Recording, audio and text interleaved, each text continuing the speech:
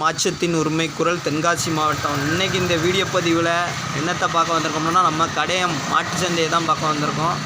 இன்றைக்கி கடையம் சந்தையில் மாடு, ஆடு, கோழி எல்லாமே வந்திருக்கு. ஆனால் அதை வாங்குறதுக்கு மக்கள் தான் வரல. பாருங்கள், கடையம் சந்தை மெயின் ரோடு தான், ஒரு ஆள் இல்லை பார்த்துக்கோங்க. இன்றைக்கி தேதி 24/11/2025. கடையம் புத்தக கார்டு பாருங்கள். அண்ணாச்சிட்ட பேசுவோம். அண்ணாச்சி, இன்னைக்கு நிலவரம் எப்படி இருக்குது?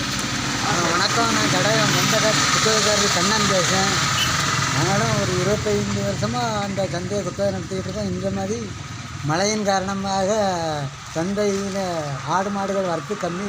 இந்த வாரம் தான் அதிகமாக இருக்கிறது. ஆடு மாடுகள் வாங்க 1-2 வந்தாலும் வாங்குவதற்கு ஆட்கள் வரவில்லை. இன்னைக்கு மொத்தத்தில் ஆளே வரல, அப்படி தானே அண்ணாச்சி? ஆட்களே வரல. கோழி வியாபாரியும் வாசல்ல ஒரு பெட்டி கோழியோடு வந்துருக்காரு. அவர் கோழியும் வாங்கிறதுக்கு ஒரு ஆளும் வரவில்லை. இன்னைக்கு அப்போ சந்தை நிலவரம் ரொம்ப கடுமையாக மோசமாக இருக்கிறது. சரி சரி, மக்களாகி நீங்கள் தான் ஒத்துழைக்கணும். ஆமாம், மக்கள் எல்லாரும் சந்தைக்கு வாங்க. வியாபாரிகள் ஃபுல்லாக ரொம்ப கவலைக்கிடமாக இருக்குது. எல்லா வியாபாரியுமே வந்திருக்காங்க, ஆடு மாடுலாம் வந்திருக்கு. ஆனால் மக்கள் தான் வரல. கடையம் சந்தை பாரம்பரிய சந்தை. ஆமாம் எல்லாரும் வாங்க, திரண்டு வாங்க. புதுசாக ஆரம்பித்த சந்தை இல்லை, பழைய காலத்து சந்தை. எல்லாரும் வாங்க, வருஷத்து பாரம்பரிய சந்தை வாங்க. ஆமாம், மழைக்கு 3 நாளாக கடுமையான மழை பெஞ்சிக்கிட்டு இருக்கனால இன்றைக்கி மக்கள் யாருமே வரல. மக்கள் எல்லாருமே சந்தைக்கு ஒத்துழைப்பு கொடுத்து வாங்க. நன்றி, வணக்கம். உங்கள் மாற்றத்தின் உரிமை குரல் தென்காசி மாவட்டம்.